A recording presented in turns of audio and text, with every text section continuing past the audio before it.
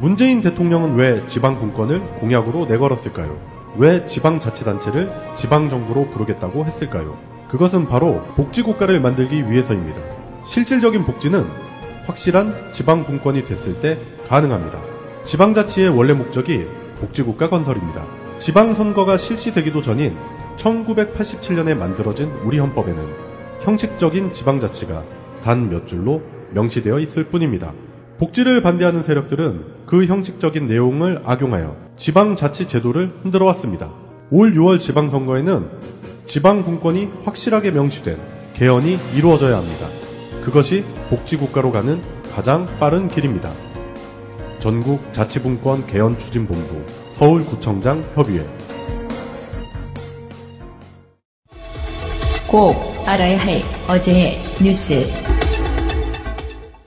지난달 14일 중국을 국빈 방문한 문재인 대통령은 시진핑 국가주석과 한중 정상 간 한라인 복원에 합의했습니다.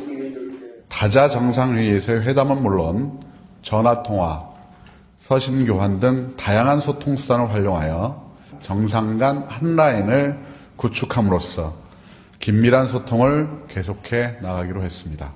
양국 정상은 합의 이후 처음으로 전화통화를 갖고 남북관계를 중심으로 허심탄회한 대화를 나눴습니다. 문 대통령은 먼저 시 주석에게 지난 9일 열린 남북 고위급 회담 결과를 자세히 설명하고 중국의 지원과 지지에 감사를 표했습니다. 시 주석은 전폭적인 지지로 화답했습니다. 남북관계 개선 성과를 환영하고 문 대통령과 우리 정부 노력을 적극적으로 지지한다고 밝혔습니다. 관계 개선과 한반도 비핵화는 투트랙으로 동시에 이루어져야 한다는 문 대통령 입장에도 확고한 힘을 실었습니다. 문 대통령은 또 평창 동계올림픽 폐막식 참가를 요청했고 시 주석은 올림픽 행사의 성공적 인수인계를 위해 노력하겠다고 답했습니다. 한중 정상은 남북 대화가 북한의 평창올림픽 참가를 넘어 북핵 해결과 한반도 평화 정착으로 이어지도록 소통을 강화하기로 했습니다.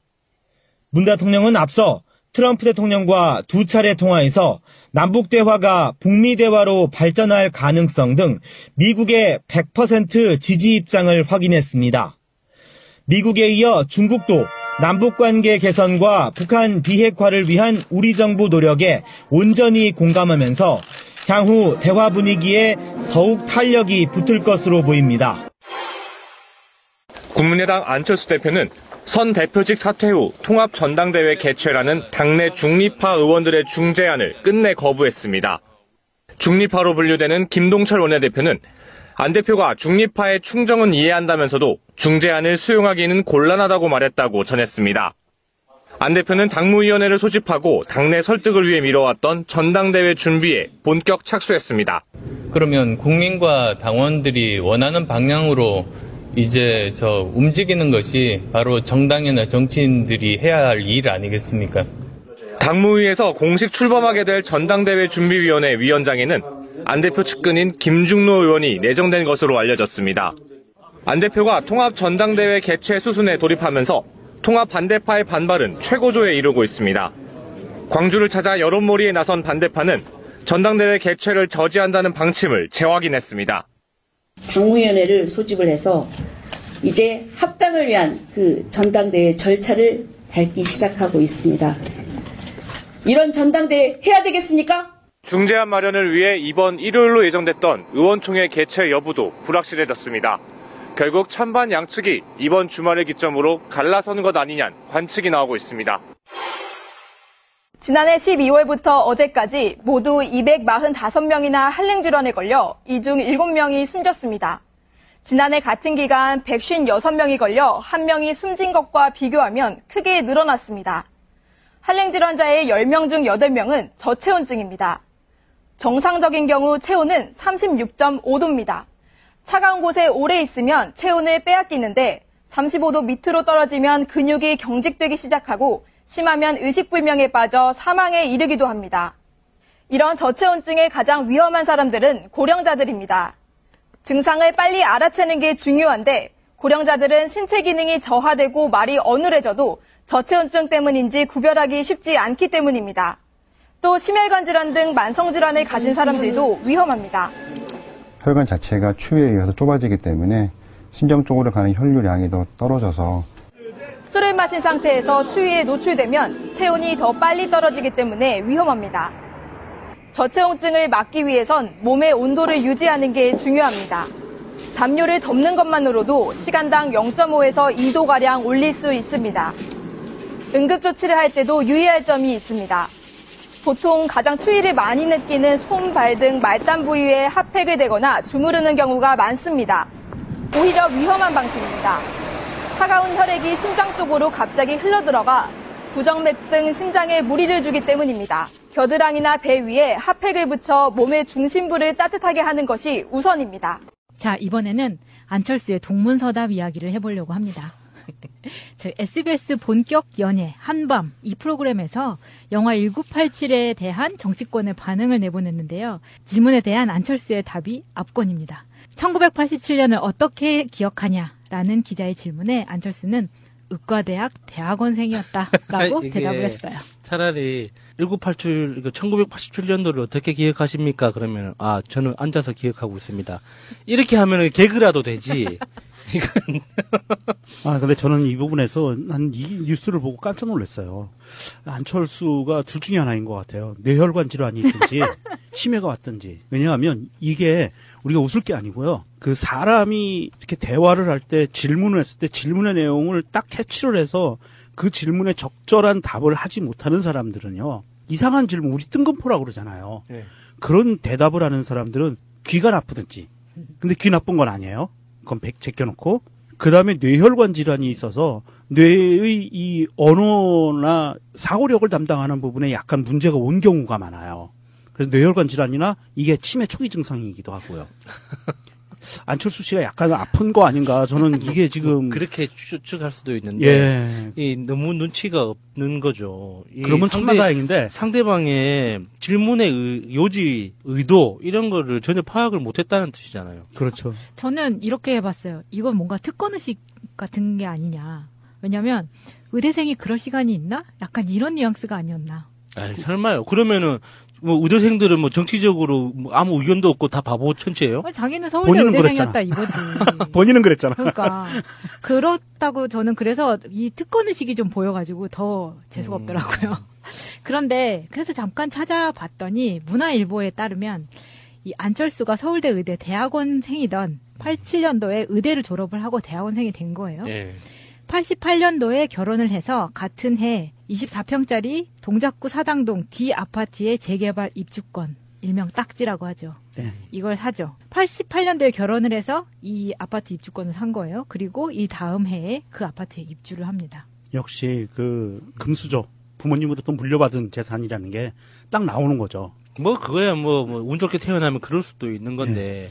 문제는 그 시대적 맥락에 대해서 그 당시에 자기가 의대 대학원생이었던 시절에 1987년도에 그 시대 상황을 봤을 거 아니에요. 그러니까 그게 참여를 못했다고 하더라도 봤을 거 아니에요. 그러면은 지금의 시각으로라도 보고 어떤 견해가 있을 거 아닙니까? 그렇죠. 너무 바빴다잖아요. 아니 미친 듯이 바빠도 저는 그 1987년 6월 항쟁 당시에 섬에서 사는 꼬꼬마였어요. 그래서 그런 일이 있는지조차 몰랐거든요. 그럼에도 불구하고 제가 대학을 가게 되고 고등학교 2학년 때쯤에 광주 민주화운동과 1987년 6월 10일 항쟁 그리고 6.29 선언 이런 것들에 대한 어떤 맥락을 알게 됐어요. 그래서 알게 된 이후로 제가 많이 변했거든요. 그러니까 늦게 알게 되더라도 그런 어떤 임팩트 인식들이 있단 말이에요. 이한년 열사와 박종철 열사 이런 분들에 대한 이름에 대한 어떤 소감? 이런 게 없을 수가 없거든요. 그렇죠. 네. 근데 1981년도 어떻게 기억하십니까? 물어보니까 저는 대학원생이었는데요. 그러니까 난 대학원생이라 바빴다고. 근데 88년도에 V3를 첫 개발을 해요. 존나 쓰레기예요, 진짜 이런 거는. 바쁘긴 바빴네. 네. 자, 이 1987이라는 영화를 관람했어요, 안철수가. 그 옆에 누가 있었냐면 하태경이 있었어요. 하태. 그런데 나는 깜짝 놀랐어요, 그 사진을 보고. 1987이라는 영화를 관람을 하러 왔는데 거기서 너무 환하게 웃고 있는 거예요, 둘이 앉아서. 하태경은 기분이 좋을 수 있어요. 이제 통합이 되면 이제 지가 이제 넘버 3에서 넘버 2가 될 수도 있고 이게 어떤 다른 자기의 정치적 지형이 열리는 거기 때문에 안철수하고 같이 다니는 그 자리가 너무나 재밌었을 거예요. 항상 즐거웠을 텐데. 그런데 이 정치인들은 그 자리가 어떤 자리인지를 명확히 알고 다녀야 되는데 그 자리가 그렇게 환하게 웃으면서 박장대소할 수 있는 자리가 아니잖아요. 1987이라는 영화를 본 사람의 입장에서 저는 시작하면서 끝나고 나서까지 계속 눈물이 계속 나오더라고요. 이런 그 비장함의 그 시대를 겪은 그 다큐멘터리와 비슷한 영화인데 그 영화를 보는 자리에서 그렇게 박장대소하고 천진난잡하게 웃고 있는 그런 모습들을 보면 정말 이 연결이 돼요. 저는 그때 의대 대학원생이었습니다. 그 대답과 연결이 되는 거예요. 이 사람 뭔가 진짜 아프다. 이게 정상이 아니구나. 진짜 이게 좀 제정신인 인간이었으면 저는 그 당시 의대 대학원생이었습니다. 제 선배 중에 누군가가 그 현장에서 이런 이렇게 돼야 되는 거예요. 그렇죠. 이게 단순히 그 질문에 대해서 저 대학원생이어서 잘 몰라요. 그 자기 스스로를 진짜 바보 천치라고 인정하는 거죠. 그리고 이 관람을 여의도 CGV에서 했다고 하는데 안철수가 했던 넥타이 색깔이 저는 좀 눈길이 가더라고요. 이 색깔이 보통 안철수가 이런 행사에 나오면 하고 있던 그 녹색 계열이 아니라 너무 밝은 파랑, 그러니까 더민주의 그런 색깔이 아니라 정말 하늘색의 바른정당을 딱 볼 수 있는 그거를 안철수가 하고 나왔어요. 오히려 하태경은 하지도 않았는데 그렇게 하고 왔더라고요. 그렇게 이제 바른정당에 이렇게 목을 매니까 유승민 대표가 더 갑질을 하려고 튕기잖아요. 네, 안철수의 1987 영화에 대한 기억에 대해서 알아봤고요. 다음 이슈로 넘어가겠습니다.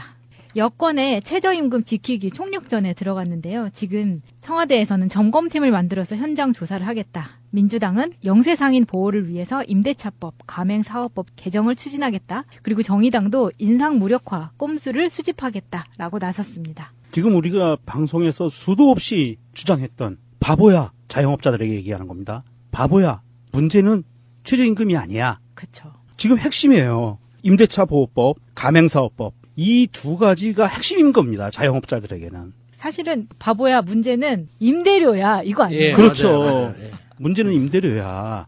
그러니까 지금 우리나라 언론들은요. 수구 기득권 언론들과 자유당과 바른당과 그다음에 거기에 지금 숟가락을 얹는 모양새를 가고 있는 안철수당과 이 사람들이 일치단결해서 대기업의 이익을 보호하기 위해서 이 최저임금제 방안을 이제는 못하게 할 수는 없으니까 최대한 늦춰야 되는 이런 사명감을 갖고 움직이고 있어요. 그러면서 을과 을의 싸움을 붙이기 시작했죠. 그 현상들이 나오는 게 자영업자들이 힘들다. 이 얘기예요. 최저임금이 오르면 자영업자들이 힘들어 도산할 거야. 근데 그게 너무 을끼리 싸움을 붙인다는 게 그렇죠. 너무 강하게 느껴진다는 이게 거죠. 대대로 전통적으로 모든 대한민국뿐만 아니라 전 세계 어느 나라에서나 임금 문제가 테이블 위에 올라오면 임금이 오르면 기업이 망한다. 이걸 기본 논리로 가져가거든요. 그런데 그게 너무 당연하게 우리는 이해를 해주는 거예요. 네, 사실 과거에 노동 중심의 모든 업종들이 노동력으로만 작동하던 그 산업화 시대에는 임금 인상이라는 그 자체가 수익을 결정하였다는 그 논리가 맞을 수도 있어요. 사실은 아니지만 왜냐면은 전체 사업비에서 임금이 차지하는 게 너무나 높았기 때문에. 그런데 지금 우리나라에서 고부가 가치로 수익을 내고 있는 회사들을 한번 봐요. 예를 들어서 반도체 사업을 하는 삼성전자 같은 경우에 거기는 최저임금하고 상관없는 사업장이죠. 하지만 최저임금을 올리는 만큼 거기에도 임금 구조가 변화가 일어나요. 그러면은 그 삼성전자 반도체 사업장에서 전체 매출에서 임금이 차지하는 비율이 얼마나 되느냐? 10%도 채 안 돼요. 자기들 주장으로는 임금이 오르면 수익이 감소한다. 그렇게 이야기만 들어보면 임금이 전체 매출의 한 60, 70% 차지하고 고정비가 20% 정도 들어가고 나머지 10%가 마진이고 이렇게 느껴지잖아요. 근데 임금이 차지하는 거는 진짜 크지 않거든요. SK텔레콤을 한번 생각해봐요. SK텔레콤이 10수조 원의 매출이 일어나는데 거기에서 실제적으로 직원들한테 주는 인건비가 얼마나 차지하겠어요. 그러니까 제조업이라고 하는 대부분의 제조 사업장에서도 그런 거죠. 기본적으로 설비와 장치에 들어가는 비용들이지 거기에 인건비는 크게 작용하지 않거든요. 정유회사도 마찬가지예요. 그런데 그런 회사들이 임금이 오르면 사업주는 죽어난다라는 이 논리를 한번 딱 세상에 떨어뜨려 놓으면 모든 사업주의 지위를 갖고 있는 모든 사람들이 그거를 앵무새처럼 떠드는 거예요. 임금 때문에 죽겠다. 사실은 임금이 부족해서 임금으로 생활하지 못하는 사람들 때문에 소비가 일어나지 않아서 자영업자들이 죽어가고 있는 건데 그 자영업자들이 스스로 자기의 앞길을 불태우고 있는 거예요. 이런 식으로. 너무 답답한 거죠. 그리고 문재인 정부가 최저임금 인상하는 만큼을 지원하기 위한 재정사업을 하잖아요. 근데 지금 어떤 그 악랄한 보수 언론에서는 왜 최저임금을 통으로 다 안 주고 왜 인상 부분만 주냐. 최저임금을 정부가 보조해주는 것 자체가 합당한데 왜 인상 부분 같이 코딱지만큼만 주느냐, 자영업자들을 거짓 취급하느냐라는 뉘앙스로 카톡 같은 메신저로 또 이렇게 그 헛소문을 퍼뜨리더라고요.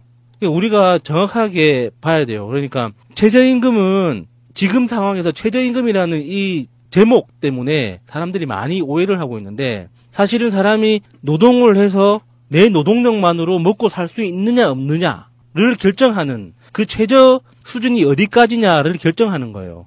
그리고 그 지금 IMF 이후로 대한민국에서 경기가 좋다는 말이 사라졌잖아요. 네. 그런 것처럼 앞으로도 경기가 좋을 거라고 상상하는 사람이 없어요. 그러니까 이 상황에서 경기를 부양하거나 경기를 버티기 위해서는 화폐 유동성이 커져야 되는데 최저임금을 통해서 그 화폐 유통량을 더 적극적으로 늘릴 수가 있는 거거든요. 그래서 내수 진작이라고 하죠. 내수를 살려서 서로 대한민국 안에서의 경제가 잘 돌아가도록 하는 전략을 써야 되는데 그 자체에 반대를 하겠다는 거예요. 보수 언론에서. 그러면 뭐 자유한국당에서. 자기 정치권에서 반대하는 건 반대해야 되니까 그냥 기계적으로 반대하는 거기 때문에 그냥 개무시를 해도 되지만 언론에서는 너무 정교하게 반대를 하더라고요. 그래서 너무 좀 걱정이 되더라고요. 그래서 지금 여당에서 준비하고 있는 민주당에서 준비하고 있는 임대차 보호법하고 가맹사업법 이게 굉장히 중요한 이유가 우리가 이 자영업자라고 얘기하는 사람들의 이번 대통령 신년 기자회견에서도 얘기했지만 최저임금이 올라가면 한계 상황에 처해 있는 사업주들은 위험할 수도 있다라고 이야기를 했어요. 그건 분명한 겁니다. 왜냐하면 그 인건비 올라가는 것도 지금 못할 상황에 있는 사람들이 분명히 있거든요. 당연히 있죠. 장기적으로 볼 땐 득이다라고 이야기를 했고요. 그런데 이 상황에서 보면 대부분의 자영업자들을 한계 상황에 접한 자영업자들이요. 정말 프랜차이즈에 가입되어 있는 사람들이 꽤 많아요. 알게 모르게. 맞아요. 예, 우리가 일반 뭐 식당들도 대부분 프랜차이즈화 됐기 때문에 그 프랜차이즈에 가맹되어 있는데 문제는 아르바이트나 직원들의 최저임금이 오른다고 해서 위험하다라고 얘기하면은요. 차라리 그거는 올려주되 가맹사업자에게 내는 인센티브 커미션 있죠. 수수료. 그 다음에 임대료 문제. 이 문제만 살짝 손을 봐도 5% 10%씩만 손을 봐도요. 10,000원 주고도 남아요. 올해부터. 그러니까 지금 문제가 엄청 많잖아요. 말씀하신 그 프랜차이즈 법도 매해 문제가 터지고 있잖아요. 그럼요. 이게 간단하게 말씀드리면 모든 물품은 프랜차이즈 본사로부터 사야 돼요. 그런데 그 물품에 마진을 붙여서 팝니다. 프랜차이즈 본사가. 그리고 이 사업장이 매출을 올리면 매출의 순이익이 발생하잖아요. 거기에서 30% 35%를 또 가져가요. 본사가. 자, 그렇다고 봤을 때 이 30% 35% 가져가는 부분을 5% 10%씩만 떨어뜨려도 임금은 주고도 남는다는 얘기예요. 그런 프랜차이즈에서 파는 예를 들어서 가장 흔한 치킨 같은 경우에 치킨이 뭐 요새 뭐 한 마리에 15,000원, 18,000원 뭐 이러잖아요. 근데 그걸 사서 먹을 수 있는 형편이 되느냐. 왜냐면 크게 봤을 때 한동안 우리 그 노동자들이 받는 월급이 기업이 커가는 속도보다 훨씬 더 늦었기 때문에 기업은 월등하게 비례적인 그래프를 45도 각도로 쭉 가고 있는데 노동자들의 월급은 정체되어 있었단 말이에요. 맞아요. 그래서 제가 최근에 딱 느낀 거는 뭐였냐면 제가 한 10여 년 전에 콜라 1.5리터를 살 때 1,300원에 샀단 말이에요. 근데 엊그저께 마트를 갔더니 2,700원인 거예요. 2배 이상 오른 거예요. 그런데 내 월급은 2배 이상 올랐냐? 그거 아니잖아요. 그렇죠. 내 생활 수준이 2배 이상 오르지 않았단 말이에요. 그런데 물건이나 프랜차이즈에서 파는 가격들이나 이런 것들은 대부분 해가 거듭될수록 올라가고 있는 추세인데. 거기에 무서운 어떤 현상이 숨어 있는 것 중에 하나가 우리의 임금은 정체되어 있는데 기업의 이익은 계속 가파르게 상승하고 있어요. 그러면 그 갭을 그 차이를 메꿔주는 게 뭘까요? 대출이에요.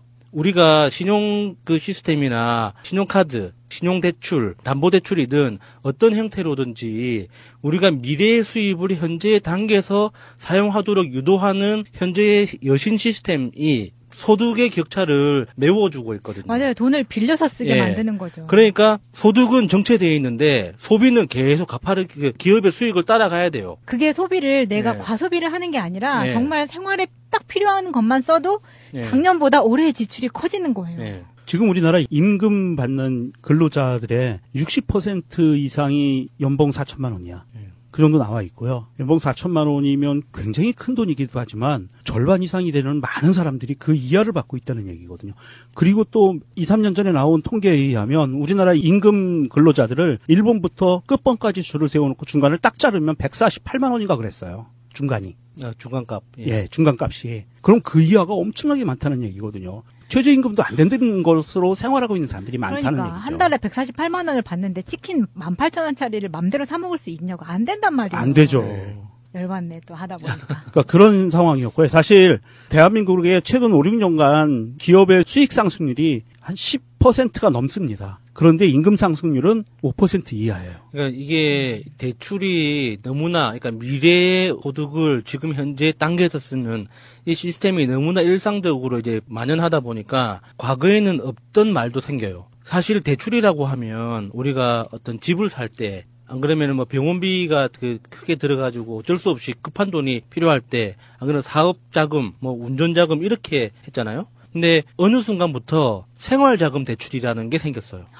과거에는 없던 그 말 자체가 없었거든요. 맞아요. 생활자금이라는 거를 대출을 해야 된다라는 개념 자체가 없었는데 생긴 거예요. 맞습니다. 굉장히 잔인한 표현이거든요. 생활자금도 벌지 못한다는 거예요. 지금 현재의 노동으로. 맞아요. 그러니까 내 노동력의 가치가 없어서가 아니라 이 최저임금을 둘러싸고 있는 사회적 논의가 너무나 잔인한 방향으로 계속 억누르다 보니까 나의 노동의 가치가 그렇게 떨어져 버린 거죠.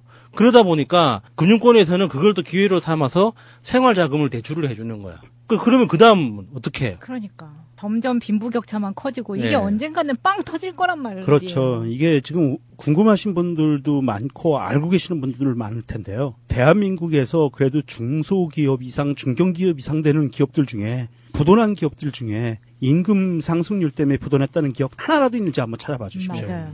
없습니다. 큰 회사들이 부도가 나고 망하는 이유는 몇 가지가 있어요. 투자 실패, 그다음에 정권에서 죽이기 예전에 많았었죠. 그런 부분 불과 얼마 전에 이명박 때만 해도 있었어요. 부산에 큰 회사가 하나 날아간 경우가 있었고요. 그 투자 실패가 많고 그 다음에 하나는 방만한 경영, 문어발식 기업 경영 이런 것들 때문에 대부분 망하지 근로자 노동자들의 임금을 많이 줘서 망했다는 기업은 한 번도 못 봤어요. 제가 6,470원에서 16% 올라서 겨우 7,000원 조금 넘어가는 그런 상황인데 그 돈을 1시간을 가지고 일을 해서 과자라던가 빵이라도 사 먹으려고 하면요. 이게 각 제과 회사에서 나오는 과자나 아니면은 체인 프랜차이즈 빵집에 빵이 요새 정말 짜증나게 크기가 줄었어요. 네. 저는 이번 주에 또다시 느꼈거든요. 새롭게. 그러니까 기존에 제가 샀던 빵이 내가 눈으로 보기에도 너무 크기가 작아진 거예요. 하나 갖고는 배가 안 차요? 그러니까 너무 근데 이게 뭐 일본 여행 갔다 온 사람들이 이렇게 올리는 거 있잖아요. 편의점에 가서 난 이거 샀다 이렇게 하면 비교를 해보면 우리나라 편의점에서 파는 거랑 너무 차이가 많이 나잖아요. 네. 저는 그 말이 계속 생각나는데 곳간에서 인심 난다고 똑같은 샌드위치를 샀는데 정말 무슨 중국에서 이렇게 왜 보이는 데만 이렇게 음식 넣어가지고 만드는 것처럼 우리나라 거의 막 극작인 거예요. 요즘 우리나라 물가 수준 자체가 네. 그 여행을 많이 하는 친구들에 따르면 일본 가서 쇼핑하는 게 훨씬 더 낫다고 하더라고요. 그러니까요. 점점 너무 소비자를 우롱하는 큰 기업들이 많아진다는 거죠. 근데 그거에 대해서 피해를 받는 건 누구냐? 이런 최저임금을 받을 수밖에 없는 계층부터 피해를 받기 때문에 지금 정권이 이렇게 바뀌었을 때 총력전을 해서 지키지 않으면 나중에 어떻게 될지 모른다. 지방선거에서 화이팅! 그렇죠. 바닥부터 다져야죠. 이제 다시 세월호다. 32번째 방송입니다.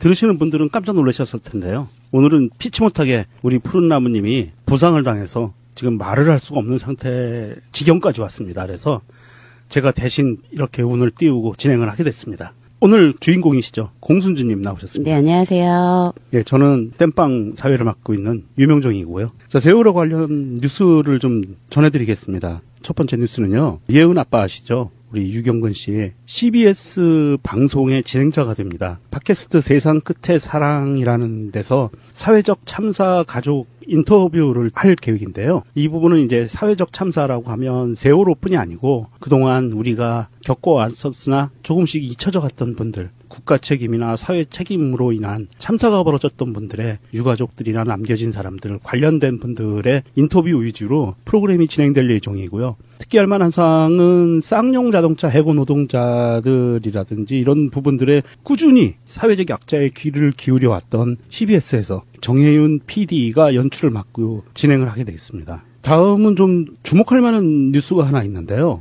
공순주 님도 잘 아시는 곳이죠. 4.16년대에서 올해 1월 5일 날 성명서가 하나 나왔습니다. 성명서 제목은요. 선체조사위원회는 변질되지 말고 자기 책무를 다하라 라는 제목의 성명서가 나왔습니다. 이 부분을 보면 선체조사위원회라는 기관이 그렇게 가볍게 일을 처리할 수 있는 기관이 아니다. 그렇기 때문에 최선을 다해서 선체조사에 만전을 기해달라는 그런 내용인데요. 공순주님, 이 내용 좀 어떻게 받아들이셨어요? 얼마 전에 한번 소란이 있었죠. 짧게 소란이 있었는데 지금 현재도 박근혜 정부 때랑 똑같이 해피아들 그 해수부 관련된 사람들 공무원들이 여전히 세월호가 인양된 후에 목포신항에 거치되면서까지 그 전에도 이미 저희가 150개 정도의 구멍이 뚫려서 그리고 뭐 램프도 잘라냈고 그래서 안 그래도 증거가 될 만한 게 좀 많이 없어서 훼손이 돼서 불안한 상태에서 지금 인양이 됐잖아요. 그럼에도 불구하고 목포신항에 아직도 해수부에 뭐 저희는 해피아라고 부릅니다. 물론 본인들은 아니라고 하겠지만 계속해서 이제 방해가 이제 대놓고 방해를 하고 있는 거죠. 그리고 제가 며칠 전에 사진 보내드렸어요. 네. 셀방에. 예. 이게 지금 이렇게 반쪽을 뜯어냈죠. 옆에만 지금 옆면만 우연만 지금 다 구멍을 송송 내놓은 게 아니고 그 반쪽을 뜯어냈어요. 항부 이게 지금 위쪽을. 그 세월호 후미의 객실 부분인가요? 예. 그러니까 애초에 세월호가 인양되기 전에 왜 객실하고 분리한다고 얘기를 했었는데 이제 가족분들이 증거를 찾아야 되기 때문에 그건 안 된다고 해서 통째 인양을 그렇죠. 한 거잖아요. 근데 이게 지금 원래 계획대로 진행이 되고 있네라는 생각이. 그러면 목포 신항에 거치된 상태에서 지금 객실을 제가 보기엔 3분의 1 이상을 절단해낸 것 같은데요. 뭔가를 지금 계속 열심히 하고 있죠. 그죠? 지금 계속 이 상태예요. 그러니까 무슨 이유를 대든 어떻게 해서든 세월호는 계속 훼손이 되고 있는 거죠. 우리가 보는 앞에서 가족들 보는 앞에서 훼손이 되고 있는데 이걸 막지 못하는 것도 참 답답하고 이렇게 계속 훼손을 해가는 이 해피아들을 계속 같은 장소에서 세월호 이 선체조사하는 뭐 다 아시겠지만 자유당 추천위원도 있잖아요. 그래서 언제까지 이들과 같이 협력을 하면서 이렇게 증거를 확인을 하고 이래야 되나 하는 참 답답한 마음이 있습니다. 그래서 이렇게 성명서까지 나오게 된 것 같아요. 근데 참 정권 교체까지 했는데 이런 성명서까지 나와야 되는 지금 상황이 참 가슴이 아픕니다. 제가 보기에도 이 사진을 보면 언뜻 이해하기가 힘든 부분이 사실은 이 세월호 참사의 진상규명을 위해서는 가장 강한 물적 증거인 세월호가 손상되지 않고 있어야만 어느 정도 가능한 거잖아요. 그것도 100%도 아니고. 네, 그렇죠. 그런데도 불구하고 이게 어떤 목적으로 이랬는지 모르지만 선체 객실 부분을 이렇게 절단을 해냈다는 것은 보면 이해가 되지를 않아요. 그러니까 이게 지금 그 유가족분들이 동고차도에서 1년 9개월 동안 노숙을 한 이유가 이거거든요. 세월호 훼손하지 말라고, 제대로 인양하라고. 찬바람 맞으면서 눈 오면 눈 맞으면서 비 오면 비 맞으면서 계셨던 이유가 이거라고요. 이거 하나 지키시겠다고. 근데 이제 대놓고 이렇게 계속 대놓고 손을 대고 있죠. 근데 참 무기력하죠, 저희는. 그래서 참 많이 답답합니다. 참 안타깝네요. 이 부분은 사실은 어떤 실종자 수색을 위해서 한 거라고는 도저히 보여지지가 않는 게 완전히 절단을 해냈거든요. 그리고 지붕도 일부 뜯어내고 있고 지금 세월호가 옆으로 누워있기 때문에 이 윗부분이 보이는 건데 정말 이거는 이 사진을 보고 경악을 금치 못했어요. 그럼에도 불구하고 이 환경에서도 증거를 찾겠다고 고군분투하시는 분들이 계시는데 네. 그분을 잘라내겠다고 전에 그렇게 해프닝이 또 한 번 있었죠. 그러면 4.16년대에서 이런 성명이 나올 수밖에 없었군요. 네. 그래서 권영빈 의원님께서 많이 좀 애를 쓰고 계시는 것 같은데 이분도 이제 대대적으로 지원을 받고는 이게 아니고 그 안에서 또 고군분투를 하고 계시니 이게 좀 답답하죠. 네. 시민분들의 노력이 없으면 사실 여기까지 오기도 쉽지 않았던 부분인데 참 해수부 담당자들이 하는 일과 선체조사위원회에서 하는 일을 보면 참 안타깝게 그지없습니다. 기억을 지우려는 자들에게 맞서는 우리의 엄마들. 이분들에게 힘이 됩시다. 4.16 기억 저장소의 후원 회원이 되어주세요. 세월호 참사의 모든 것을 기록하고 보존하려고 합니다. 4.16 기억저장소 www.416memory.org 문의는 031-410-0416으로 해주세요. 다 기억할게 아무도 외롭지 않게. 나중에 제가 떳떳하게 제 아들을 만날 때 엄마가 열심히 했다고 하려고 저는 기억저장소에서 열심히 하고 있습니다. 자, 공순주님 오늘은 배경에 대해서 계속 하시나요? 네, 해군 관련돼서 이제 지난 시간에는 전원함 당시 해군에 있는 지휘부가 어떻게 이제 신속하게 대응을 했는지에 대해서 말씀을 드렸고, 해군이 해경 본청 그리고 서해청, 목포서에 각각 10가지 파견이 되어 있어서 세월호 상황에 대해서 실시간으로 다 알 수가 있었다라는 걸 이제 말씀을 드렸어요. 그리고 녹취록을 일부 말씀을 드리다가 이제 끝났는데, 그 녹취록에 대해서 좀 추가로 말씀을 드리겠습니다. 해경 상황실에서 지난 방송에서 이제 언론뿐만이 아니고 기관에서도 대대적인 구조를 하고 있는 것처럼 이제 거짓말로 브리핑을 하거나 그렇게 보고서가 써 있었고, 언론도 뭐 다 아시겠지만 학생들 대부분 구조 아니면 전원 구조라는 이제 오보들이 있었잖아요. 근데 그게 언론에서만 단순히 있었던 오보 차원이 아니고 기관이나 그런 데서도 똑같이 이런 일이 자행이 되고 있었다라는 이제 얘기를 드렸어요. 근데 그 이제 뿐만이 아니고 해경청 상황실에서도 제가 이제 1년 전이네요. 세월호 요 시리즈를 시작하면서 완전히 초기에 그 녹취록 한번 쭉 훑어드린 적이 있어요. 세월호 침몰 직전, 침몰 후로 해서 세월호 해경 본청에 있는 상황실 직원들이 어떻게 안내를 했는지에 대해서 말씀을 좀 드렸는데, 그 이제 말씀을 드린 내용 중에서 일부 좀 말씀을 드리면, 해경청 이제 본청 상황실 4월 16일 당일입니다. 오전 9시 42분에 구조작업 중인지를 묻는 이제 국가안보실의 상황반장이 전화를 했어요. 해경 본청에. 그러니까 해경이 지금 아직 구조 단계가 아니고요. 지금 지켜보고 있는 단계입니다. 라고 대답을 합니다. 그리고 9시 45분에 이게 세월호 교육기구 57도입니다. BH에서 전원 구조가 가능하냐고 물어봐요. 전화를 해서. 그러니까 해경이 구조 진행 중에 있다고. 다 시켜야죠. 그리고 전화를 끊어요. 전혀 지금 45분이면 이제 선원을 구하려고 브릿지에 배를 댄 시간이에요. 예. 근데 구조 지금 진행 중이라고. 구조 지금 안 하고 있는데 이렇게 거짓말을 BH에다가 하는 것도 있었고, 9시 46분에 이제 침몰 가능성에 대해서 이제 물어요. 침몰이 실제 되겠냐고. 아니면은 그 전에 구조가 되겠냐고. 그러니까 해경이 뭐라고 하냐면 아마 그 상황에서 완전히 들어가지는 않을 거라고. 선박 상태가 옆으로 기울어진 상태고 부력을 이용해가지고 그대로 침몰은 안 될 거라고. 그렇게 예상을 했군요. 그렇게 얘기를 했어요. 해수부에. 네. 해수부면 중수본이잖아요. 네. 그럼 제대로 보고를 해야 해수부에서 뭔가 액션을 취할 수가 있잖아요. 근데 46분에 통화를 하면서 안 가라앉을 거라고. 그렇게 얘기를 하고 있다고요. 해경이. 다 구할 수 있다고.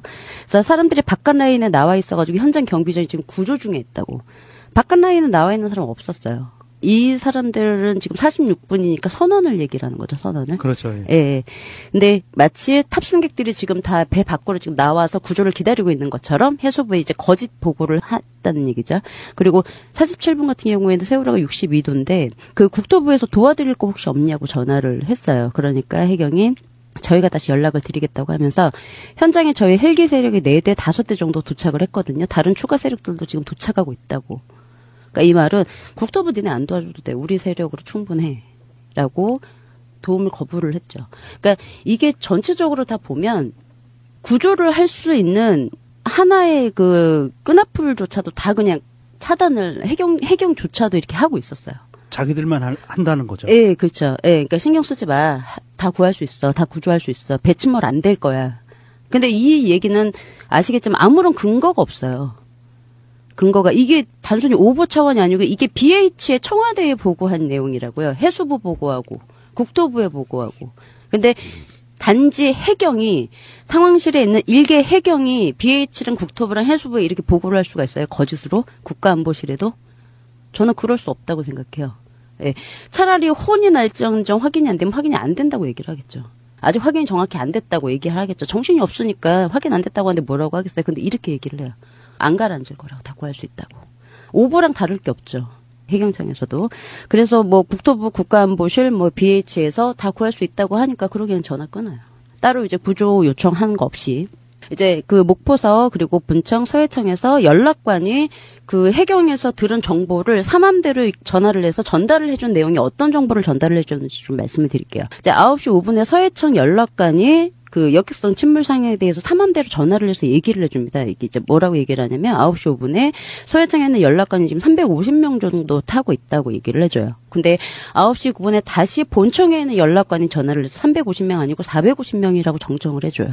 그러면 얘네들은 세월호 침몰 초기에 이미 450명 정도 있다는 걸 알죠. 그렇죠. 예, 알고 이제 그 삼함대로 이제 보고가 됐어요. 그리고 9시 46분 37초에서부터 9시 46분 56초까지 삼함대 당직사관과 해경청 연락관이 통화를 해요. 해경청 연락관이 뭐라고 하냐면 이쪽에 지금 보니까 그 인원이 못 빠져나오고 있는 모양이야 라고 얘기를 해요. 현장에 갔을 때 CRRC 이제 리브예요. 없으면 구조하는데 제한이 되잖아. PKG 같은 건 더군다나 이 얘기가 뭐냐면 유도탄 고속함 약자예요. 한 번씩 가봤자 구조 어차피 못하잖아. 그러면서 자기네들끼리 얘기하는 거예요. 그러면서 인원이 거의 못 빠져나오고 있다고 지금. 9시 46분에 통화를 해서 이미 전달을 했어요. 구조 거의 지금 안 되고 있다고. 그리고 9시 56분, 57분에서부터 58분 삼함대 당직사관과 다시 본청에는 연락관이 통화를 합니다. 그래서 해경청에 본청에는 연락관이 그래요. 사람이 지금 못 빠져나오고 있는 것 같다고. 그래서 삼함대 당직사관이 지금 상황이 침몰되어 있는 상황입니까? 라고 물어봐요. 삼함대에서. 그러니까 연락관이 지금 80% 가까이 기울었고 400여 명 가까이 못 빠져나온 상태고 긴박하다고. 이게 9시 57분이에요. 57분. 근데 400여 명이면 거의 지금 거의 구조가 안 됐다는 걸 얘네들 너무 잘 알고 있죠. 그러면 해경청에서도 이걸 알고 있다는 얘기잖아요. 그죠? 연락관이 상황실에 파견돼 있을 때 연락관이 혼자서 판단하는 게 아니라 그 상황실에서 오고 가는 교신 내용들을 보고 판단을 하는 거거든요. 네, 맞아요. 그러니까 연락관 한 명만 가 있는 게 아니에요. 장교도 있어요. 장교도 와 있고 일반 병도 있어요. 예, 그러니까 혼자만 있는 건 아닌데 이렇게 해서 지금 확인이 된 사항을 삼함대로 전달을 해주고 있다라고 하면 이 시간에 본청 해경들도 400명 가까이 구조가 안 된 걸 너무 잘 알고 있다는 거예요. 그러니까 그렇죠. 그 정보를 얻어서 해군이 지네 삼함대한테 보고를 하는 거잖아요. 맞죠. 해경들도 너무 잘 알고 있어요. 지금 400명 가까이 지금 구조가 안 됐다는 사실을. 그리고 10시 41분이에요. 세월호 침몰 이제 직후. 전화 이제 삼함대 그 상황 반장하고 서해청 해군 연락관이 통화를 합니다. 그래서 삼함대 상황 반장이 지금 뭐 바다에 뛰어내린 인원 없냐고. 그러니까 서해청 연락관이 바다에 뛰어내는 사람 없다고. 어선하고 이렇게 해서 뭐 군함들이 다 뭐 대형함전들이 구조를 하고 있다고. 근데 인원은 정확하게 지금 잘 모르겠다고. 그러니까 삼함대 상황 반장이 대략적으로 약 79명 정도 나오고 있습니다라고 얘기를 해줘요. 이 말은 바다에 뛰어내는 사람이 없다는 얘기를 삼함대에서 알고 있어요. 근데 51분에 슈트만 입고 간다고요. 10시 51분에. 슈트만 입고 가요. 요 상황인데 그러면 이제 생경청에서도 너무 잘 알고 있죠. 근데 제가 음성 파일을 하나 들려드릴 거예요. 근데 신문에서도 이미 나왔고 제가 여러 차례 방송에서도 말씀을 드렸는데 이 내용 직전에 어떤 교신이 있었는지를 이제 모르세요. 그래서 직전에 어떤 교신이 있었는지 제가 좀 들려드리고 본청하고 그 서해청 김수현이 침몰하기 직전인데 탑승객 구하라는 얘기가 아니고 들어가서 안정시키라고 기사가 한번 나온 적이 있어요. 그래서 많이 공분을 사셨는데 이거는 잘 모르세요. 그 직전에 무슨 교신이 있었는지. 그래서 그 교신 내용과 그 TRS로 실제 지시하는 음성 파일을 우선 좀 들려드릴게요. 이번 상황 여기가 되겠어. 현재 승객이 절반 이상이 지금 안에 있는 자체도 멍멍합니다. 빨리 언제든 구조가 하세요. 빨리 이거 구조해야 할 것 같습니다. 124 명인직 타워, 전천 1번님하고 명인직 타워 1번님 지상에, 대기산 직원들이 안전장을 갖추고, 여기서 올라와가지고, 승객들이 동의하지 않도록, 안전시키기 바랍니다. 이상, 주신내고. 여기가 대기산이라요.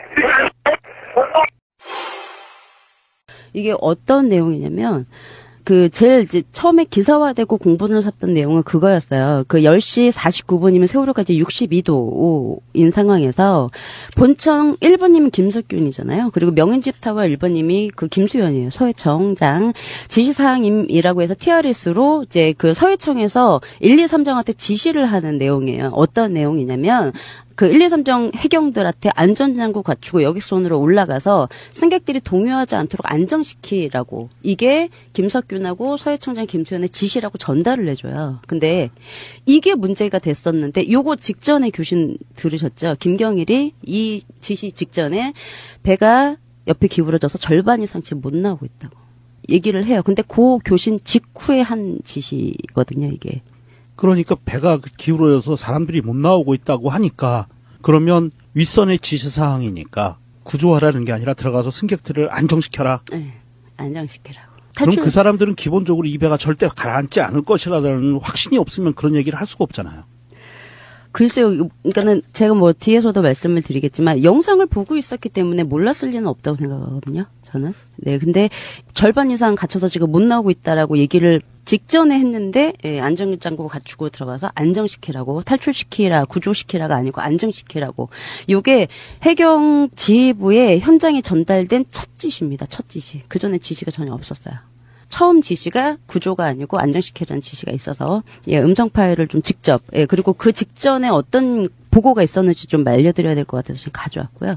그다음에 10시 1분에 삼함대 당직 사관과 해경청 연락관이 통화를 합니다. 이게 어떤 내용을 통화를 하냐면 해경청 연락관이 해경 통제를 받을 상황이 지금 안 될 것 같다고. 정신이 없으니까. 근데 그 해경청 연락관이 그 얘기를 해요. 10시 1분에 지금 대부분 인원들 못 빠져오는 상태라고. 못 빠져나온 상태라고. 이거 그럼 해경들도 너무 잘 알고 있다는 얘기예요. 못 빠져나왔다고. 그리고 이제 같은 시간에 그러니까 10시 4분에 세월호 그 상황실에서 지원해 줄 거 없는지 묻는 총리실에 전화가 들어왔었어요. 10시 4분에. 그럼 당연히 급하게 뭐 어떤지 보내달라고 얘기를, 총리실이면 웬만한 거 다 동원할 수 있잖아요. 그렇죠. 보내달라고 얘기를 했어야 되는데 상황실에서는 아니라고. 지금 경비함정 한 척하고 헬기 2대 각종 어선들 다 집결하고 있습니다. 구조 중에 있고요. 다른 인근 해군 세력들이랑 다 같이 그쪽으로 전부 출동하고 있다고. 그래서 구조해달라는 얘기, 뭐 지원해달라는 얘기 없이 가능하다고 하고 전화를 또 끊어요. 그리고 10시 이제 17분에 해경청에서 침몰 현장에 도착한 구조 세력에 대해서 안행부가 전화해서 물어요. 지금 얼마나 가 있냐고. 매년 470명 정도가 된다고 하니 가가지고 충분히 다 구조를 해야 되는데 혹시 구조 세력이 부족하지 않냐. 그거 지금 전화해서 물어보는데 뭐라고 하냐면 중간에 다른 행정성들도 있고 상선들도 어선들도 다 있다고. 그래서 지금 저희들이 최대한 이설을 해봐야죠 하면서 전화를 또 끊어요. 구조 뭐 세력 보내달라는 얘기 없이. 그리고 18분이면 이게 그때예요. 마지막 탈출자들. 세월호 네. 안에서 이제 물 밀려 들어와가지고 난간까지 겨우 기어 올라온 탑승객들이 물에 밀려서 밖으로 이렇게 떠내려오면 어선들이 막 건지는 그 시간이에요. 봄이 탈출구로 나오던 때요. 네, 그 시간이에요. 그리고 이제 헬기가 허버링해서 왜 남자 3명 구조했던 딱 그 시간이거든요. 그 시간에 탈출 방송에 대해서 물어요. BH에서 전화를 해서 청와대에서 탈출 방송 혹시 하고 있냐고. 그러니까 그 내용도 지금 보니까 조끼 입고 나오는데 일단 좀 파악을 해서 올려드릴게요. 라고 얘기를 해요. 근데 이 조끼 입고 나올게요라는 건 이제 별 내용은 아닐지는 모르겠으나 이 조끼 입고 나오는 시간이 지금 막 밀려서 마지막 탈출자들 나오는 시간이잖아요. 영상을 보고 있어요. 얘네들이. 그렇죠. 이건 지금 방송국에서 뭐 영상이 나오거나 그럴 시간이 아니거든요. 본청에서도 너무 상황을 잘 보고 있어요. 근데도 아까 그런 지시를 했다고요. 올라가서 진정시키라고. 예, 62도인데. 그리고 10시 21분에 어느 정도 구조했는지 묻는 안행부 질문에 190명 정도 구조했다고 얘기를 해요. 이 190명이 어떤 거냐면 원래는 이제 190명 정도가 아닌데 갑자기 그 서해청 유연식이 190명을 뭐 목포 행정선이 구했다고 얘기를 해요. 근거도 없이. 그러니까 본청에 있는 상황실장이 이 얘기를 또 껄른 BH로 전화를 하거든요. 그래서 360명인가가 돼요. 중간에. 그러다가 다시 바뀌죠. 그래서 갑자기 190명을 구했다고 얘기를 해서 현장에 뭐 헬기가 3대가 있고 배가 하나 바로 사고 나자마자 얼마 안 돼서 도착했다면서 주변 어선들도 많고 저희가 다 지금 동원했다고 이렇게 자랑 삼아 얘기를 합니다. 안행부에. 190명 지금 했다고. 요 이제 거짓말을 했던 서해청 그 상황 담당관 유연식은 완도 해경서장 승진했죠. 예. 본청 상황실장은 3002함 함장으로 승진했네요. 그랬대요. 그래서 해군 레이더 기지에서도 왜 타 기관에 송신된 청취 내용이 있어요. 어선들 아니면 어민들이 그 당시 출동해서 그 현장에 있었던 어선들이 했던 얘기들을 청취를 한 내용이 있었는데 10시 15분에 그 얘기를 해요. 출동하신 어부들이 뭐 400명, 500명 정도 사람은 왜 안 나오냐고 하면서 막 교신을 해요. 서로. 물속으로 반이 다 잠겼다고 하면서 물속에 지금 선실이 다 갇혔다고. 그러니까 누군가 교신을 해요. 지금 그곳이 어디냐고. 사고 현장에 승객들 바다에 지금 이탈해 있지 않냐고 그렇게 물어봐니까 그 옆에 와 있는데 헬기로만 지금 지금 구조하고 사람들이 안 나온다고 하면서 막 어부들이 막 얘기를 하는 게 레이더 기지에서 다 듣고 있어요. 청취를 하고 있다고요. 그러면 사람들이 안 나온다는 걸 너무 여기저기서 너무 정보를 잘 얻을 수 있는 상황이었어요. 해군에서. 레이더 기지에서조차 청취를 할 수가 있었으니. 정말 해군이 전혀 몰라서 이런 엉뚱한 지시를 했을까? 해상에 다 사람들이 빠져 있으니 가서 건지라라는 지시가 정말 얘네들이 모르고 착각해서 한 짓일까는 아니라는 거죠. 제가 말씀을 드리고 싶은 건 너무 잘 알고 있었어요. 400명 가까운 사람들이 탈출하지 못하고 있었다는 것도. 10시 13분에 다시 삼함대 그 상황반장하고 해경청에 있는 강소령이 통화를 하는 게 있어요. 여기 어떤 내용이냐면 그 해경청에 있는 연락관이 저기 침몰이 지금 임박하다고 지금 그 인원들이 지금 막 라이프 자켓 입고 뛰어내리고 있거든. 이게 이제 10시 13분이니까 18분 전에 막 뛰어내려서 마지막 탈출자들 그걸 지금 영상으로 보고 있어요. 그래서 그 삼함대 사령관이 그거 어디서 확인하신 거냐고 그래요. 삼함대에서. 그러니까 요 해경청에 있는 연락관이 뭐라고 하냐면 해경청에서 TRS로 계속 실시간으로 보고 그다음에 영상 위주로 올라오는 거야라고 얘기를 해요. 그 감사원 진술에서 서해청 특공대장이 서해청 상황실에서 세월호 침몰 영상을 실시간으로 9시 35분부터 보여지고 있었다고 진술 한번 말씀드린 적 있어요. 근데 본청에서 영상이 보여지고 있었는지는 그동안 저희가 확인이 안 됐었는데 이 해군 연락관 얘기를 보면 본청에서도 지금 보고 있죠. 영상을. 근데 구조하라는 지시를 한 번도 하지 않았어요. 예, 해경 지휘부들은. 그래서 이 영상을 그대로 보고 있어서 사람들이 이제 구명조끼를 입고 뛰어내리는 걸 실시간으로 보고 있었다는 얘기죠. 그래서 충분히 배 안에 많은 인원이 갇혀 있다는 거를 알 수가 있었다. 예. 그래서 잘못 나간 지시가 아니고 제가 보기엔 고의로. 예.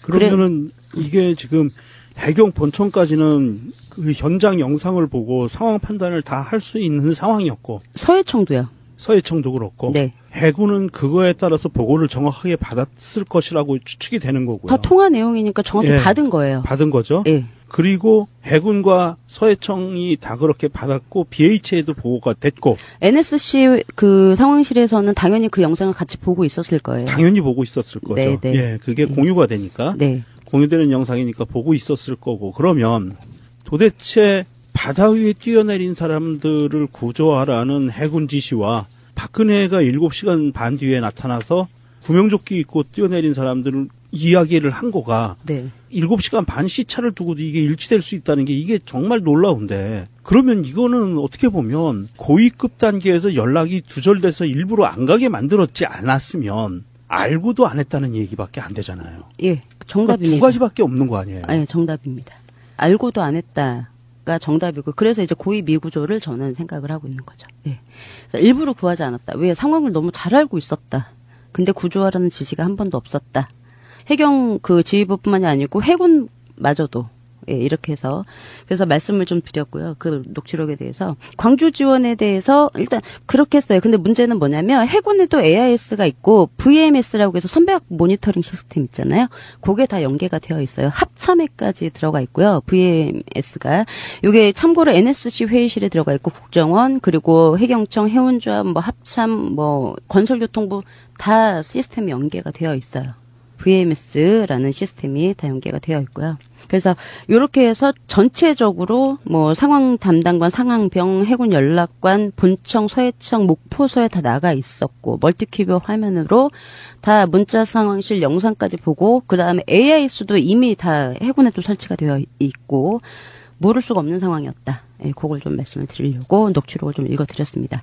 그래서 제가 전 시간에 추가로 좀 읽어드리면 그 광주 지원에서 특검 수사팀에서 요구했던 자료 중에서 하나가 17일날 오전에 7시에 김천일 이사 잠수 장비 가지고 잠수했잖아요. 네, 그 부분에 대해서 좀 물어본 게 있어요. 광주 지원에서. 그래서 국방부 감찰단이 답변을 한 게 17일 이제 오전 7시에 해군 특수요원 19명이 언딘 측의 잠수를 위해서 대기만 한 사실이 있다고. 그러니까 언딘이 들어가서 해군이 대기를 하고 있었어요. 잠수를 못하고.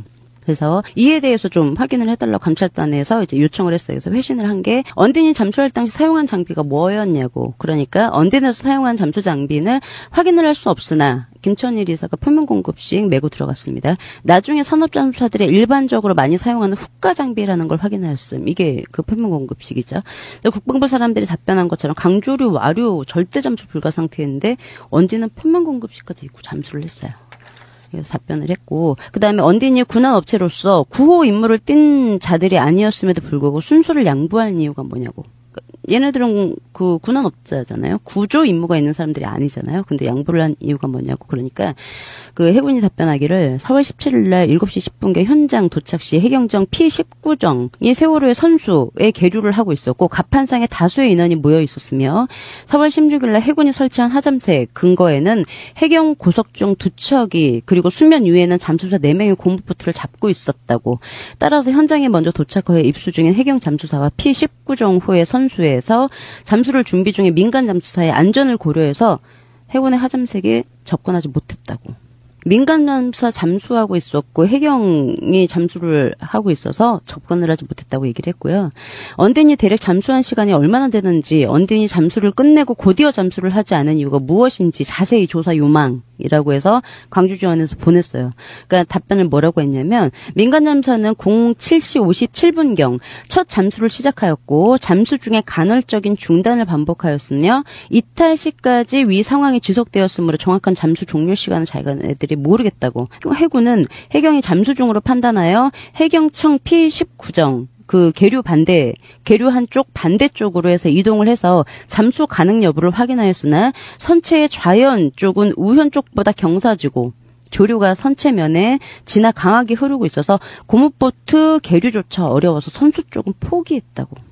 선수 쪽은 고무보트를 계류시킬 수조차 없어서 포기를 했고, 17일 해군 잠수사 2명이 잠수한 부분에 대해서 선미 쪽으로 이동하여 잠수 가능 여부를 판단하였으나 선미 쪽은 선체가 모두 물속에 잠겨 있어 고무보트를 고정할 계소가 없었고 고무보트 위치 유지가 힘들 정도로 강한 조류가 흐르고 있어 잠수를 잠수시킬 수 없었음. 이 얘기는 뭐냐면 선미 쪽으로 잠수를 해볼까 해서 이동을 했는데 고무보트를 묶어놓을 수 있는 계소가 없었다고요.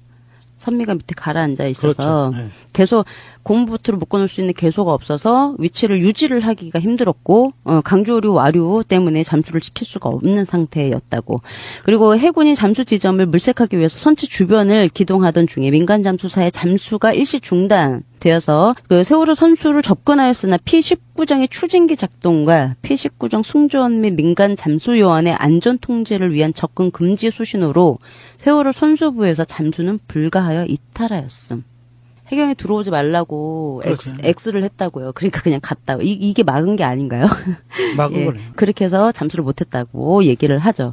대신 선미 쪽 중앙추를 이용해서 하잠색 설치를 시도를 했는데 중앙추가 수심 약 40m 선체 선미로 추정되는 곳에 걸린 것으로 판단되어서 위치 부위를 설치한 다음에 재차 잠수를 시도하였으나 강조류 또 보트의 지속적으로 위치 확인 지속할 수가 없어서 그래서 불가했다고 또. 예, 그래서 일단 잠수를 17일 내지 못했다고 얘기를 했습니다. 지난 시간에 이제 천안함 당시에 해군의 지휘부가 이제 그 대응했던 내용을 좀 말씀을 드렸는데, 그 천안함 침몰 현장에서 SSU와 UDT 구조 활동이 실제적으로 어떻게 일어나는지 좀 간단하게 몇 가지 말씀을 좀 드릴게요. 지금 이래저래 해서 잠수를 얘네들 못했다고 얘기를 하잖아요. 세월호 침몰 당시에는. 근데 이제 26일 날 그 천안함에 침몰을 했고, 27일 날 같은 경우에는 오후 1시 30분부터 해상 및 수중 탐색에 이제 돌입을 했대요. 그러니까 작전 해역의 유속이 최대 5노트, 수온이 3도 정도였으면 수중시키가 30m 전방에 물체도 식별하기 어려웠다고. 근데 잠수를 했죠. 예. 유속이 2.8노트였습니다.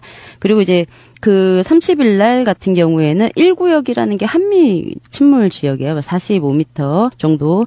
한미 탐색을 위해 SSU 8개조 16명과 중앙 119 구조대 2명이 교대로 잠수를 계속해서 함체를 식별하고 내부 진입을 시도했으나 함수와 같이 위험물이 많아 실패했다. 이게 유속이 몇이었는지 아세요? 2.5노트예요. 근데 잠수를 했죠. 근데 문제는 뭐냐면 한미 같은 경우에 제가 지난 시간에도 말씀드렸지만 가라앉았어요. 완전히 침몰. 근데 얘네들이 그 고무보트 위에서 잠수를 했거든요. 천안함 당시에. 고무보트를 고정할 수 있는 계소가 없었다고요. 애초에 없었어요. 근데 세월호 때는 계소가 없어서 잠수를 못하고 얘네들은 계소가 없었는데도 8개 조가 16명이 유속이 2.5노트 수온이 3.9도였음에도 불구하고 열심히 내부 진입까지 시도를 했어요. 45m 밑에 있는 한미에. 그랬다고 하네요. 네, 그리고 그 4월 2일 날은 유속이 4.3노트. 그러면 이날은 잠수를 못했겠네라고 생각을 했어요. 근데 천안함 때는 기상이 호전됨에 따라서 한미구역에, 요게 이제 45m죠. 그 한미구역에서 4개조 8명이 잠수 탐색을 재개했다고. 이때 한미와 연결되어 있는 인도줄이 손상이 되고 안내줄이 없어진 사실이 확인돼서 탐색팀이 절단 부위에 있던 인도줄을 자연 견시대로 옮겨서 설치한 후 하점색도 설치했대요. 4.3노트인데. 대단하네. 네. 그래서 하점색도 설치했다고 나오고요. 4월 3일날 역시 한미구역에서 7개조 14명 2차에 걸쳐서 잠수 탐색했고 함체 주갑판 상부에서 찢긴 부위를 발견한 후에 내부 진입을 또 시도를 했으나 다수의 케이블이 엉켜 있어서 실패했다. 문제는 유속이 4.3노트예요. 수온이 4.2도. 잠수는 잘하네요. 그죠? SSU라서. 제가 지난 시간에 세월호 침몰 현장의 조류 유속표를 말씀을 드렸던 게 그게 대조기 때래요. 맹골 수도고 대조기 때라서 참 엄청나게 센 그런 이미지가 있잖아요. 근데 대조기 때 고작 해봤자 한 뭐 2노트, 1.6노트, 1.7노트 이제 이랬어요. 그게 대조기였답니다. 근데 잠수를 못했죠. 근데 방금 말씀드렸던 천안함 수색 현장에 4노트가 넘는데도 참 잠수를 해서 선체 진입 시도도 하고 화잠색도 설치하고 그랬네요. 이렇게 틀렸어요. 그래서 사람들이 항상 잠수사들이 그 세월호 침몰 현장에서 항상 얘기했던 그 소조기 물살이 제일 약할 때 노트가 유속이 얼마 정도 될까라고 해서 한번 봤더니 뭐 0.9노트, 1.9, 1.6, 뭐 1.5, 1.0 뭐 이랬네요. 근데 제가 보기에는 별로 그렇게 크게 차이가 중족이나 소족이나 차이가 없었는데 일단 대조기 때도 생각했던 것보다 물살이 그렇게 세지 않았다. 이게 지금 우리가 잘못 들으면 굉장히 착각할 수 있는 게요. 이게 거기가 맹골수로잖아요. 이 맹골수로는 이순신 장군 영화에서 굉장히 과장되게 나온 부분들 때문에 사람들이 그거를 겁을 먹고 있어요. 맹골수로라는 거에. 자, 맹골수로에서요. 물이 돌고 휘몰아쳐서 적함들을 그 안에 빨려 들어가고 이거는 굉장히 영화적인 상상력이었고요. 맹골수로를 택한 이유는 요것만 설명해 드릴게요. 착각하시는 분들이 계셔서 그 당시 배들이 먼 바다를 돌아나갈 수 있는 기술이 없기 때문에 땅하고 가까운 육지하고 가까운 곳을 지나가다 보니까 거기로 지나갔어야만 되는 곳이고 거기가 굉장히 길목이 좁아요. 생각보다 좁은 거예요. 함대가 지나가기엔. 그래서 거기에 막았고 조수간만의 차를 이용해서 밀물과 썰물 때 상대방 배가 목선이기 때문에 물살에 밀리거든요. 그거를 이용해서 싸운 거예요. 거기에서 뭐 물이 휘돌아쳐서 뭐 회오리가 치고 와류가 생기고 빨라서 그것 때문에 가라앉은 게 아닌 거거든요. 그러니까 사람들이 맹골수로라는 거에 대해서 굉장히 많은 상상들을 하고 그 당시 맹골수로 그렇게 무시무시한 곳이니까 해군 해경들이 잠수 못한 거 아니냐라는 상상들을 하고서 스스로 겁을 먹는 거예요. 맹골수로라는 말에.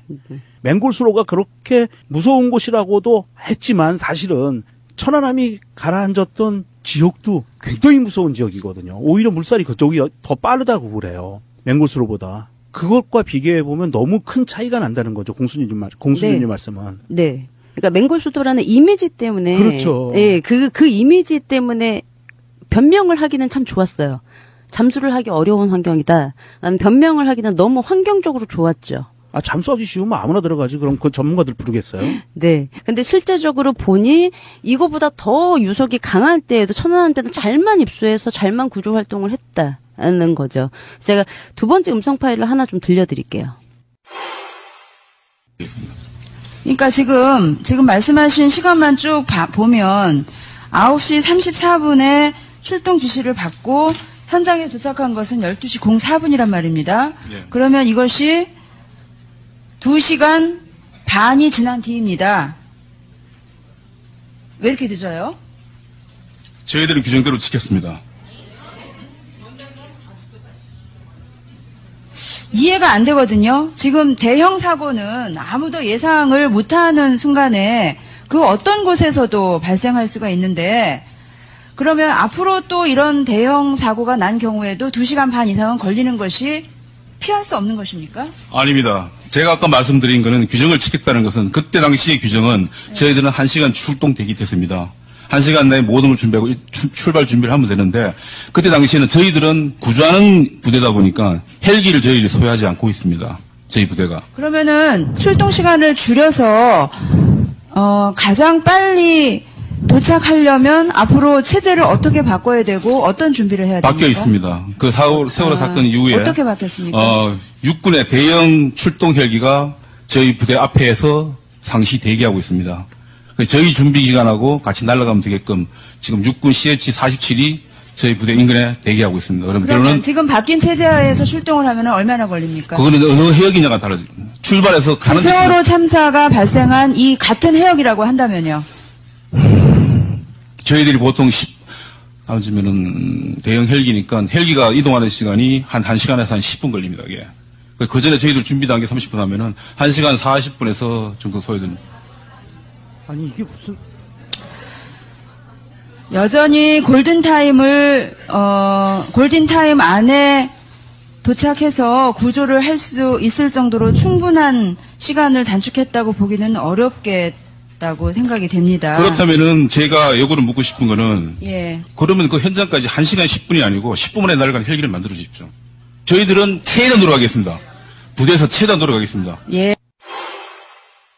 아니 이게 말 같지도 않은 말이에요. 이게 지금 아니 비행 시간이 1시간 10분이 걸리고 치누크 헬기가 도입돼서 육군 치누크 헬기가 대기하고 있고 그리고 만약에 그런 사고가 생기면 세월호 사고가 다시 생겼다면 1시간 10분 비행 걸리고 자기들 준비하는데 30분이 걸려서 1시간 40분이라고요? 차이가 없죠. 세월호 1차 청문회 때 세월호 침몰 현장에서 해군의 그 구조활동을 직접 지휘한 장진웅 중령의 가족분들 뒤에 쭉 앉혀놓고 참 당당하게 말을 참 잘 하죠. 그래도 시간이 좀 지연되거나 늦어지는 게 아니냐라는 최일숙 위원의 말에 그러면 10분 만에 날아갈 수 있는 헬기를 만들어달라고 아주 당당하게 요구하는 뻔뻔함을 보였습니다. 여기 위치가 어디예요? 이 부대가 있는 데가? 진해입니다. 진해요? 네. 진해에서 진도까지 1시간 10분이 걸려요? 헬리콥터로 치누크로? 아니 그러면 이분이 군인이라서 그런지 모르겠지만 골든타임 안에 그러면은 할 것 같으면 삼함대에다가 SSU를 배치를 하면 안 되는 건가요? 그러니까요. 그 기구 하나 만들어 놓으면 되잖아요. 네, 왜 진해에만 있어야 되냐고. 그러니까 그러면 이 사람은 다음에는 또 그럴 것 같아요. 10분 안에 갈 수 있는 헬기가 없었으니 우리는 어쩔 수 없었다. 지금 가족들한테 당당하게 얘기를 하죠. 도착해서 9시 34분에 출발하라는 지시를 받고 침몰 현장에 12시 4분에 도착했음에도 저희는 규칙대로 지켰다고 아주 당당하게 얘기를 하고 있습니다. 그러니까 전혀 단 한 명도 구조하지 못한 부끄러움이나 책임감은 찾아볼 수가 없죠. 네, 현장 지휘자입니다, 이 사람이. 현장 지휘자라고요? 네, 구조활동은 실제적으로. 세월호 당시에는 모든 공직에 있는 사람들이 나한테 불똥이 튈까봐 내 책임이 아니야라는 말만 하고 있던 시절이군요. 네네. 그러니까 해경은 적어도 겉으로 죄송해야 하는 척은 했습니다. 물론 그 뒤로 행동은 아니었지만 근데 이 사람은 참 영상을 보신 분은 아시겠지만 너무 당당한. 우리 잘못한 거 없어. 군인인데. 예, 그쵸. 예, 우리 잘못한 거 없어. 규칙대로 지켰고 우리가 빨리 가는 걸 원하면 10분 안에 뜨는 헬기를 만들어줘 라는 얘기죠. 예, 그래서 뻔뻔하게 얘기를 한 게 있어서 좀 들려드리려고 제가 좀 가지고 왔고요. 그 다음에 제가 마지막으로 좀 세 번째 음성 파일을 듣고 좀 말씀을 드릴게요. 세월호 선원 구조 작전 등 국가 재난 상황 발생 시 단 한 건의 인명사고 없이 주어진 임무를 완수함으로써 국민의 신뢰와 성원을 받고 있습니다. 예, 이게 이제 어떤 음성이냐면 그 2015년도 4월 28일 날 광화문 광장에서 세월호 분향소 뒤쪽이죠. 거기서 진행이 됐던 해군 창설 70주년 충무공 탄신 470주년을 맞아서 나라사랑 호국 음악회라는 걸 했습니다. 예, 기억납니다. 예. 제가 텔로 사진 보내드렸죠. 요 음성이 언제 나오냐면 그 해군이 그 SSDS 후가 장비 착용하고 무슨 모델처럼 이렇게 무대 위를 이렇게 걸어요. 네. 그때 나온 음성입니다. 인명 피해도 없고 열심히 해서 국민의 신뢰를 얻고 있다. 라고. 근데 그 두 장 더 사진 보시면, 예, 그 무대, 그 화려한 무대 바로 앞에 아이들의 그 분향소가 사진들이 쭉 있는 게 보이실 겁니다. 그런 상황에서, 예, 4월 28일이면 일주기 지난 지 며칠 안 됐을 때죠. 이런 행사도 당당하게, 예, 세월호 얘기를 그렇게 깜짝 놀랐습니다, 저는. 근데 하더군요. 인명피해 없이 구조 잘했다고. 그런 얘기를 한 게 있어서 참 깜짝깜짝 놀래는 해군이 참 그렇습니다. 그래서 좀 이렇게 몇 가지 들려드리려고 너무 뭐 책임감도 전혀 찾아볼 수 없고 그런 게 전혀 없어서 음성 파일을 좀 몇 개 들려드리려고 가지고 왔고요. 그 세월호 청문회 때 잠수 방식에 대해서 이제 그 문의를 한 게 있어요. 그 최일숙 의원이 당시 이제 투입되면서 사용한 잠수 방식이 어떤 게 있냐니까 스쿠버 방식을 그 사용을 했다고 하고 그런 표면 공급식 잠수 방식을 바꾼 게 언제냐고. 그러니까 날짜를 기억하기는 언제인지는 저희가 잘 모르겠는데 21일부터 그 표면 공급식 잠수 장비를 이제 가져왔다고 얘기를 해요. 근데 21일이면 다 아시겠지만 그 리베로가 이제 설치가 된 날이에요. 제가 그 틀방에 또 사진을 보내드렸어요. 네. 네, 하나는 그 목포 해경서에 있던 바지선, 그리고 또 하나는 해군의 구조지원정. 이게 이제 진해에 있었던 겁니다.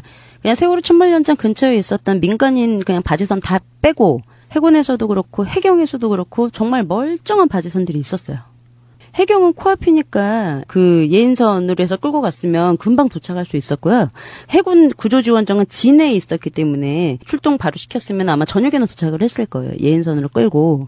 근데 계속 설치를 안 하고 있다가 일주일이 지난 다음에서야 리베로가 설치가 되고 이제 해군 같은 경우에는 이제 SSD 잠수 장비를 이용을 하기 시작했죠. 요게 이제 목포서 같은 경우에는 이 바지선이 있는데 왜 이게 뉴스타파에서 나온 거예요. 그 영상이. 그래서 제가 캡처해 왔는데 목포에서 그 바지선을 침몰 현장에 보내지 않은 이유를 뭐라고 됐냐면 얘는 그냥 고정돼 있는 바지선이라고. 미치겠네. 고정돼 있는 바지선이 어디 있어 이 세상에. 예.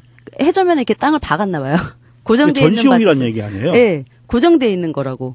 그래서 못 보냈다고. 저는 이해가 안 되는데 일단 그래서 못 보냈답니다. 아니 바지선이라는 의미가 무동력선이어서 다른 배가 끌고 가서 현장으로 가는 걸 보고 바지선이라고 그래요. 네, 그렇죠.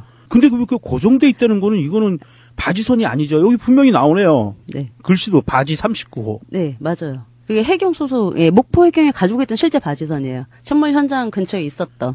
근데 겉모습을 보면 이거만큼 좋은 바지선이 없는 것 같은데요. 시설 잘 돼 있어요. 예. 예, 리베로보다 훨씬 더 잘 돼 있을 거예요. 근데 그거도 보내지 않았고 해군 구조정 지원정 같은 경우에도 진해에 있었는데 그것도 역시 예, 보내지 않았고 그냥 계속 기다리고만 있었죠. 언딘 리베로 계속 기다리고만 있었습니다. 그래서 예, 바지선 설치한 다음에 이제 SSDS 장비를 사용을 했다고. 그래서 초기 세월호 완전히 이제 해저에 그 옆으로 누웠을 때 상태에서 장비를 이용하는 것은 그러니까 완전히 옆으로 전도되지 않기 전에는 장비 이용하는 게 위험하다고 표면 공급식. 왜냐하면 들어갔다가 배가 이제 가라앉으면 선에 연결되어 있기 때문에 잠수사가 이제 그 뭐 못 나올 수 있으니까. 그렇죠. 못 나올 수 있으니까 위험할 수 있다라고 이제 얘기를 하면서 그럼 우리가 또 이쯤에서 얘기를 할 게 그럼 선수를 좀 잡으라고 얘기했잖아요, 우리가. 16일부터. 그렇죠. 네. 잡을 수 있었다고요, 충분히. 선수 안 잡고 그냥 떠 있는 상태에서 SSDS도 선수가 고정이 되어 있지 않아, 선체가 고정이 되어 있어서 사용 못하고, 뭐 스쿠버도 유속이 강해서 사용 못하고, 그랬다는 거죠. 또 의지가 없는 거죠, 사실은. 그 말을 하고 싶어요. 정말 의지가 없었다는 거죠. 구조하려는 의지가 없었다고요. 그게 너무 화가 난다고요, 그래서. 왜 국가의 기관으로 국민이 낸 세금으로 처음 얻고 사시냐고들. 네. 그런 의지도 없이. 네, 그리고 이분 승진했어요. 대령으로. 나와서 민간인을 해야지. 왜 공무원을 하고 계시냐고. 네. 그래서 이런 선수도 할 수 있고, 예, 방금 말씀드렸지만 선수는 당연히 고정을 시켰어야 됐어요. 그래야 그 에어포켓을 유지해서 저는 한 명이라도 구조할 수 있었다고 생각을 하고요. 선수를 고정을 했다면 적어도 그 시신이 손상이 돼서 수습되진 않았을 거라고 생각해요. 저는 적어도. 그리고 실종자도 최소. 없었을 거라고 보고요. 네, 최소. 네. 근데 아무것도 하지 않고 그냥 이러고 그냥 지켜만 본 거죠. 예, 가라앉을 때까지 지켜만 본 거죠. 그리고 이제 그 수백 명이 동원된 해군 잠수사 관련돼서 최일숙 의원이 물어봐요. 당시 구조대가 336명이라고 돼 있는데, 그러니까 이 장진홍 해남구조대장이 배에 추가로 이제 해남 뭐 구조대에 표가 편성돼서 그 시간에 현장에 도착한 그거를 명수를 표시를 한 거라고. 그러니까 최일숙 의원이 이렇게 써놓으면 일반인들이 구조대 366명이 전부 다 수중 수색을 투입을 하고 있는 걸로 착각하지 않겠냐고. 그러니까 이 사람이 뭐라고 하냐면 그거는 표현의 방법인 것 같다고. 김석균 총장이 얘기했던 거랑 똑같죠. 500명 투입이 아니고 니네가 착각한 거야. 투입이 아니고 대기시켜놓은 인원까지 다 해서 500명이 있다는 거지. 동원 인원, 연 인원, 그렇죠. 뭐 이런 의미죠. 착각은 우리가 봐보라는 거죠. 예. 이 구조대 336명 투입이라고 써놓고 이게 다는 아니라고 하면서 표현의 방법인 것 같다고. 잘못 이해는 우리가 잘못이라는 거죠. 김석균처럼. 그래서 최일숙 의원이 구조대 336명이라고 적었는데 실제로 수중수색에 참여한 사람이 극히 소수에 불과했었는데 이렇게 많은 인원이 실제로 뭘 했냐고. 그러니까 장진홍이 조를 구분해서 현장 투입, 대기조 이렇게 나눠서 대기 중이었다고. 그러니까 최일숙 의원이 그럼 되게 중요했단 얘기냐고. 그 장진홍이 실제 해상에서는 그 보트를 다 동원해가지고 뭐 100여 명 정도 현장에 나와서 계속 추가로 하점색이 연결하면 바로 잠수가 가능하도록 현장에 대기하고 있었다고. 그럼 하점색이 연결이 되면 바로 잠수할 수 있도록 대기를 하고 있었다는 건 첫 번째 바지선을 설치하면 됐죠. 그럼 하점색 많이 설치할 수 있었잖아요. 그렇죠. 두 번째 선수를 고정을 하면 됐어요. 그리고 나서 천안함 때 수색을 했던 것처럼 제가 이제 바지선을 계속 강조를 하는데 혹시 착각할 수 있을까봐 말씀을 드려요. 바지선이 굳이 아니더라도 이 사람들은 고무보트 위에서 잠수를 그냥 할 수 있는 사람들이에요. 천안함 때 잠수했던 것처럼. 그러니까 제가 계속 바지선을 강조를 하니까 바지선이 있어야 되는데 바지선이 없어도 얘네가 못했구나라고 생각하시면 안 돼요. 바지선이 없어도 얼마든지 할 수 있는 사람들이에요. 맞습니다. 그죠? 하점색이 없어도 줄 가지고 들어갈 수 있는 사람들인데 이렇게 얘기를 하는 거죠. 하점색이 연결이 되면 바로 잠수가 가능하도록 현장에 이렇게 나와 있었대요. 아니 하점색이 연결 이 사람들이 해야 되는 거잖아요. 그러니까. 누가 해주겠다는 거죠. SSU가 잠수하도록 누가 연결을 해주면 자기네들이 들어가겠다고 지금 기다리고 있다는 거예요. 이렇게 말도 안 되는 가족분들을 앉혀놓고 이렇게 뻔뻔하게 얘기를 했습니다. 이게 정말 이 공무원 사회가 너무 끔찍한 게 관료 사회가 끔찍한 부분이 저 대통령부터 장관까지 이런 최고 권력자들이 제정신줄을 놓고 있으면 밑에서는 정말 일을 안 해요. 이렇게 일을 안 하는 거예요. 못 하는 게 아니에요. 안 하려고 하는 거야. 그러면 고의적으로 안 하려고 하는 거고요. 덧붙여 말씀드리자면 해경 바지 39호, 해경 바지선 같은 경우에 이런 바지선들 그리고 현장에 바지선들이 있었잖아요. 현대 것도 있었고 현대 보령호 이런 것들이 있었잖아요. 정말 세월호 선수만 붙잡고 있었으면 다른 거는 모르겠어요. 그냥 냉정하게 말씀을 드릴게요. 사람이 익사를 하면 시신이 가라앉았다가 2, 3일 있으면 떠오릅니다. 그러면 위쪽으로 다 떠올라서요. 어디로 유실되거나 없어지지가 않아요. 그럼 온전하게 수습할 수 있었어요. 사실은. 선수만 붙잡고 있었으면. 최소한 다른 짓은 안 했더라도. 그런데도 불구하고 그것도 안 하고 완전히 가라앉을 때까지 기다렸다는 거는 정말 이거는 끔찍한 거예요. 네. 가라앉은 이후에 이제 상황 대책회의를 이제 해군이 한 게 있습니다. 그 회의에 대해서 그리고 세월호 침몰 현장에서 이제 상황 대책회의에 어떻게 해군이 행동을 했는지는 제가 다음 시간에 이어서 말씀 좀 드리도록 하겠습니다. 네, 오늘도 공순주님 나와서 고생 많으셨습니다. 들으면 들을수록 이 상황들을 어디 국가기관에서 조사한 게 아니라 시민들이 자발적으로 조사해서 정리하는 내용들을 들려드리는 거고요. 청취자분들 듣다가 제가 과도하게 흥분해서 화를 내는 거 양해해 주십시오. 저도 그냥 그 이야기를 듣다 보면 너무 화가 나서 그런 거니까 양해해 주시기 바랍니다. 자, 오늘 이제 다시 세월호다 이것으로 마치겠습니다. 감사합니다. 세월호 잊지 않겠습니다. 이제부터 시작입니다.